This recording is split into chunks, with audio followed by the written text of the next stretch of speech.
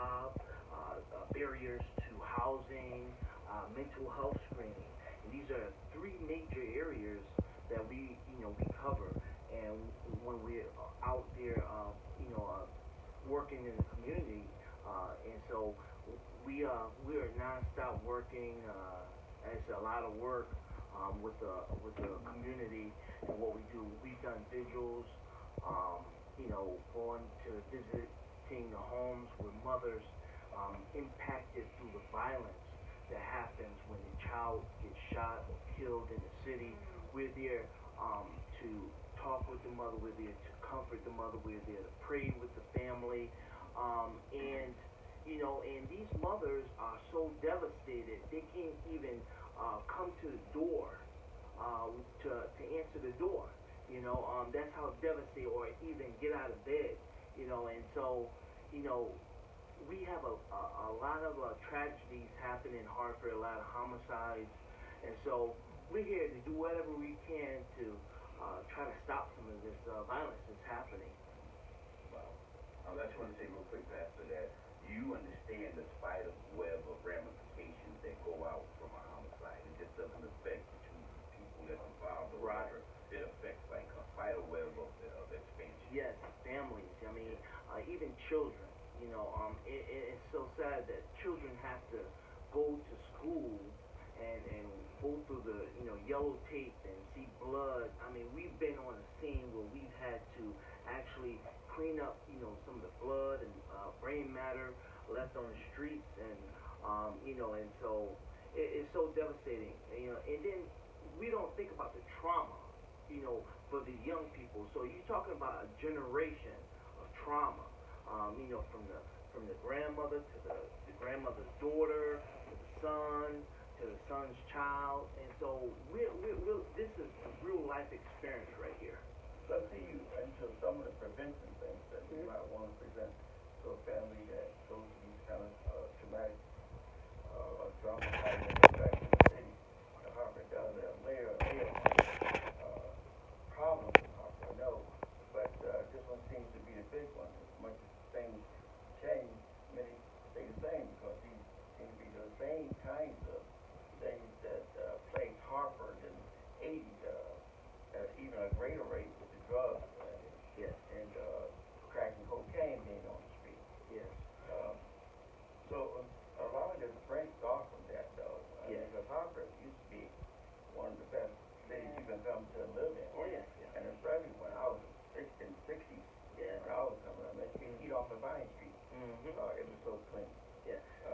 But what are some of the things, some prevention methods you're using to talk to even the children? Have you ventured off in the school system? Because the schools seem to be on track now and get involved in some of these kinds of things themselves.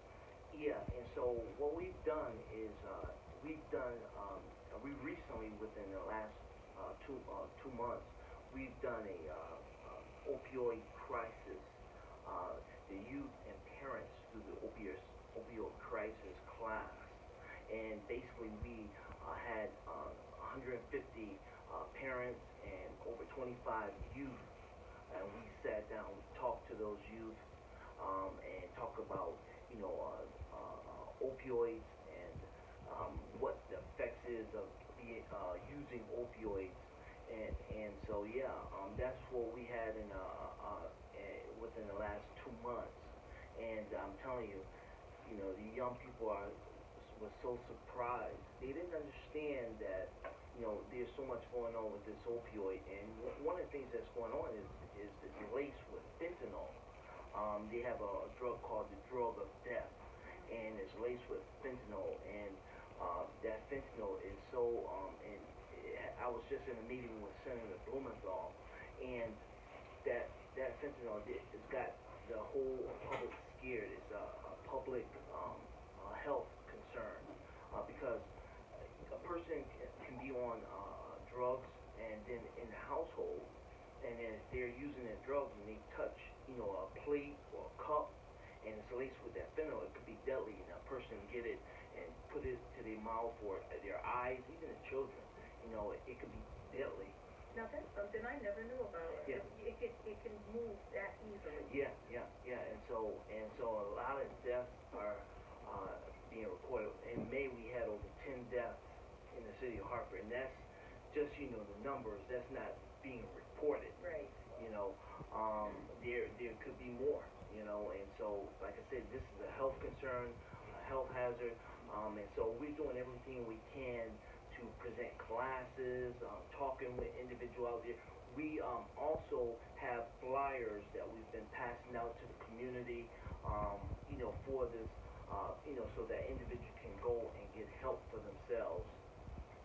And we'll be a good springboard for that. So if you ever want us to read some information over here, Right. Man, from what you're telling me, we all need to be educated. Yeah. And knowledge brings responsibility. Yeah. Because you know what time it is. So, That's right. so thank you. Just a little bit that you. One day we got to have you come on and just educate the living heck out of us. Yeah. And I just want to segue real quick. We do have one of your people, if that's the right term. I Yeah, call them your yeah. people because they are blessed to be Yeah. around you. Yeah. That we're going to be talking to later. Good friend, Been yeah. through this experience and been Yeah. through your programs and have dealt with you. Would you like to say anything about the gentleman? Yes, we have Ralph, and he's going to be coming on real soon, and he's a friend of myself and Lakia Shalon Leitner, who's part of our board of directors. And yeah, I mean, we met Ralph, and he was going through a whole lot, and yeah, so he has turned his life around. This is a living testimony of the individuals that have gone through a lot in our community, and now he's doing great. He's finished Goodwin College, and he's going on to law school, and so I'm very proud to say that he's a great individual, and I encourage him a lot, and it, you know, does my heart good to see and hear stories like that. Yeah. And when we you know, go out to the homeless shelters, we see, you know, individuals that are homeless and, you know, that are struggling, and we go and minister to them. We talk to them. We also share our care bags with them. We do blessing bags for women, because the last time we were at the shelter about a month ago, there's a large number of women and children in the shelter, and you wouldn't think, you would just think it's a lot of men, and you know, in the shelter there's a lot of men, there's a lot of veterans, women, children in the shelter, and they need our support. Yes. They need that encouragement, you know, to say, hey, you can make it, and you know, and we can speak life into the situation, you know, and not death into a situation. And these are things that we need in our community, and so we've been on the battlefield. Yeah. Yeah. What is the name of your program? The name of the organization is Hartford Community Leaders Development Corporation, and we started back in 2014, you know, and that was during the Mike Brown case.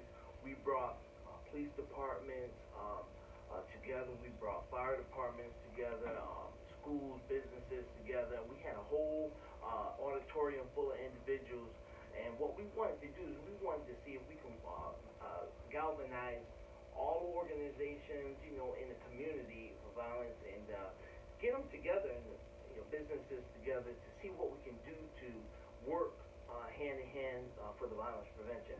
And so what we do is we collaborate with those collaborators when we do our workshops and forums and classes. So they're all coming in. So we have not just Hartford Community Leaders, but we have other organizations and other businesses that come in with us.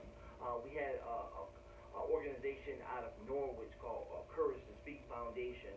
They helped us with the opioid crisis classes for the parents and the youth. And so, yeah, so it's a collaboration. Is that phone number and email?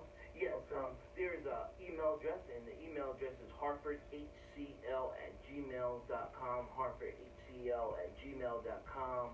And then also we have a website, www.hartfordcommunityleaders.com.org, and the telephone number is 860-463-3561. It's a direct number, 860-463-3561.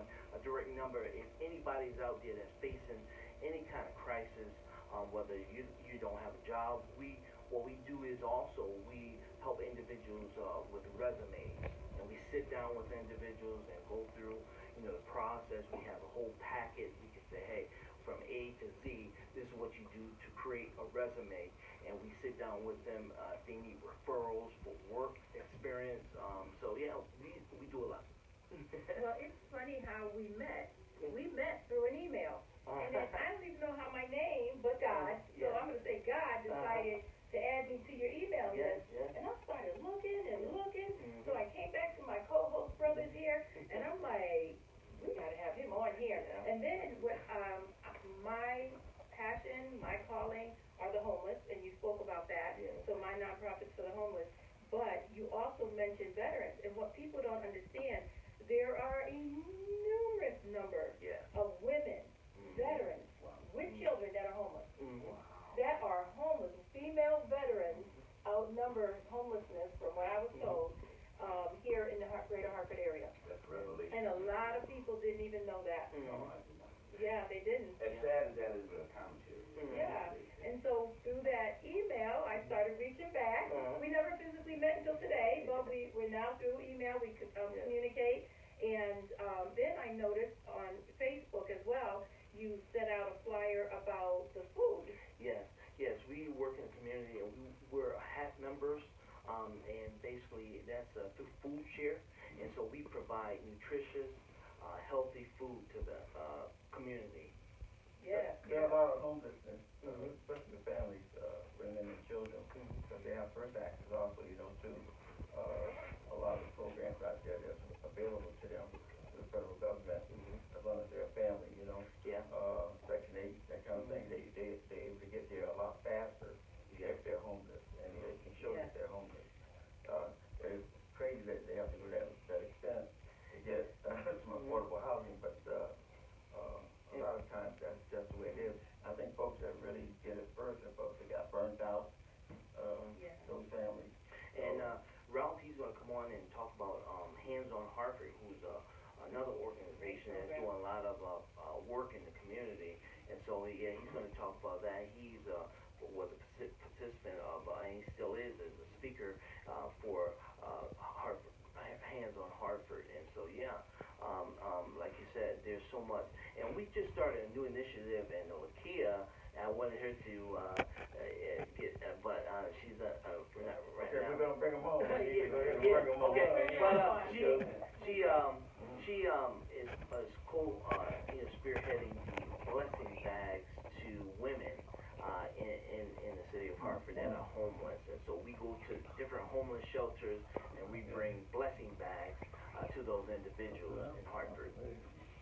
Excellent. As a matter of fact, I can't wait to bring Ralph on. I mean, I look at him and I can't tell that he had any issues in his life. As a matter of fact, when he came to the door, I thought he was one of his university officials. Yeah. It's all good. I'm going to bring him. Ralph told me with his testimony, he said to me, prison saved his life when he heard about the academics.